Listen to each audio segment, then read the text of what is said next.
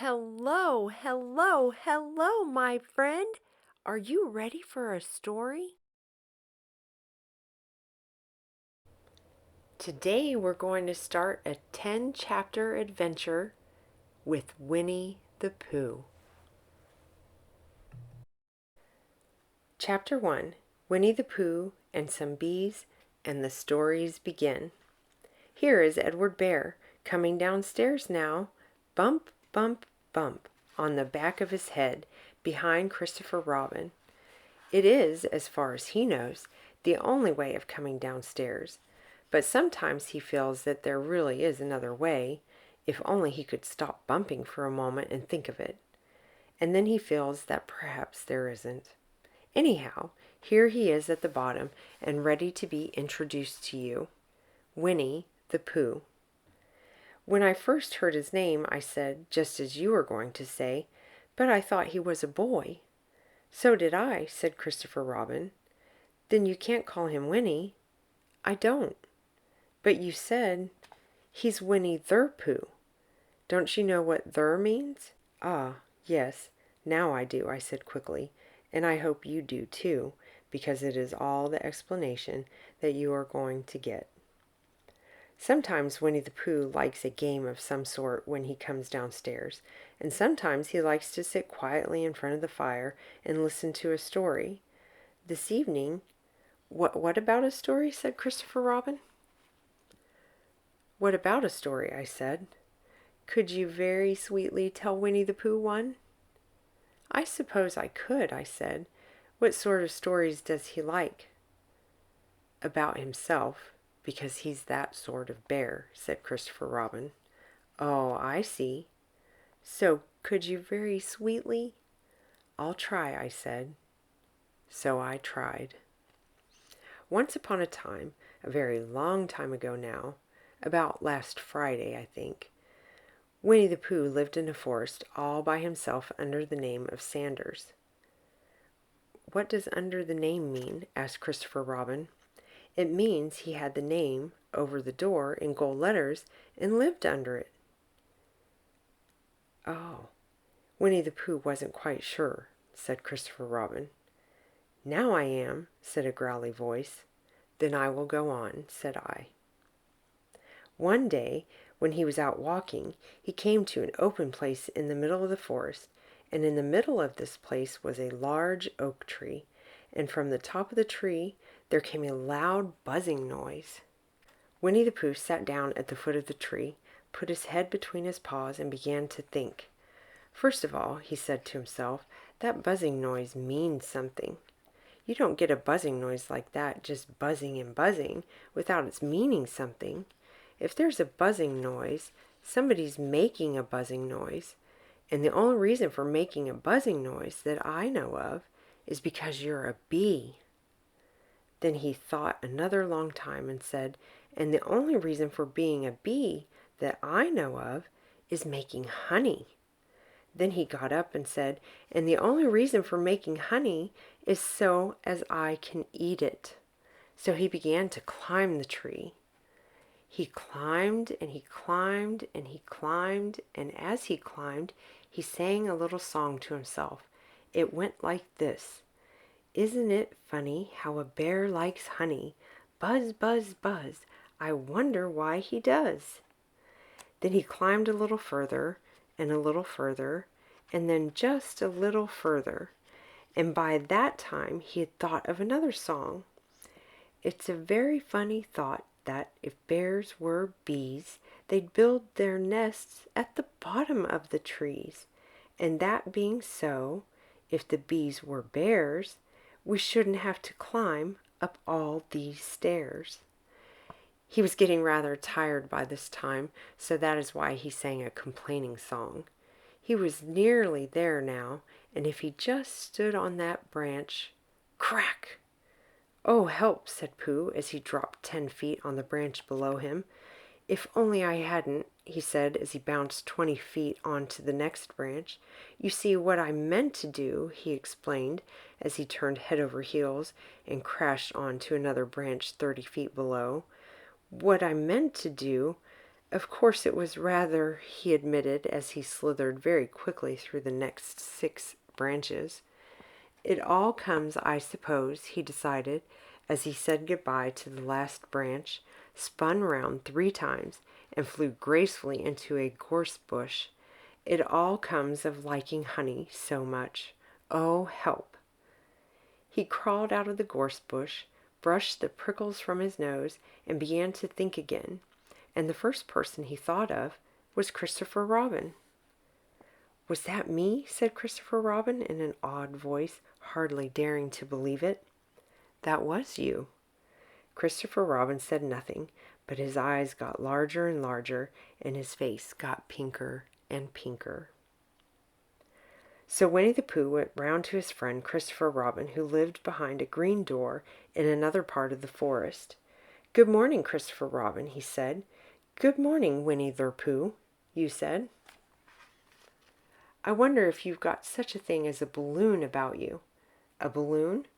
"Yes, I just said to myself coming along, I wonder if Christopher Robin has such a thing as a balloon about him.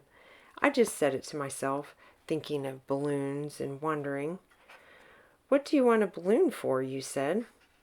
Winnie the Pooh looked round to see that nobody was listening, put his paw to his mouth, and said in a deep whisper, "Honey." "But you don't get honey with balloons." "I do," said Pooh. "Well, it just happened that you had been to a party the day before at the house of your friend Piglet, and you had balloons at the party. You had had a big green balloon, and one of Rabbit's relations had had a big blue one, and had left it behind, being really too young to go to a party at all, and so you had brought the green one and the blue one home with you. Which one would you like?" you asked Pooh. He put his head between his paws and thought very carefully. "It's like this," he said. "When you go after honey with a balloon, the great thing is not to let the bees know you're coming. Now, if you have a green balloon, they might think you were only part of the tree and not notice you. And if you have a blue balloon, they might think you were only part of the sky and not notice you. And the question is, which is most likely?" "Wouldn't they notice you underneath the balloon?" you asked. "They might, or they might not," said Winnie the Pooh. "You never can tell with bees." He thought for a moment and said, "I shall try to look like a small black cloud. That will deceive them." "Then you had better have the blue one," you said, and so it was decided. Well, you both went out with the blue balloon, and you took your pop gun with you. You know the kind, the ones with the cork at the end that make a terrific pop when you shoot them.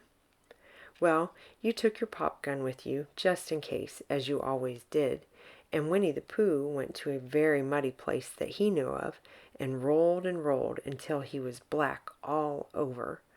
And then, when the balloon was blown up as big, and you and Pooh were both holding on to the string, you let go suddenly, and Pooh Bear floated gracefully up into the sky and stayed there, level with the top of the tree, about 20 feet away from it. "Hooray!" you shouted. "Isn't that fine?" shouted Winnie the Pooh. "What do I look like?" "You look like a bear holding on to a balloon," you said. "Not," said Pooh anxiously, "like a small black cloud in a blue sky?" "Not very much." "Ah, well, perhaps from up here it looks different, and, as I say, you never can tell with bees."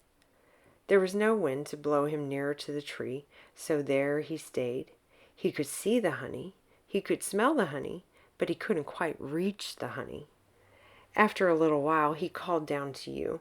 "Christopher Robin," he said in a loud whisper. "Hello. I think the bees suspect something."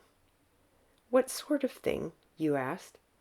"I don't know, but something tells me that they're suspicious." "Perhaps they think that you're after their honey," you said. "It may be that.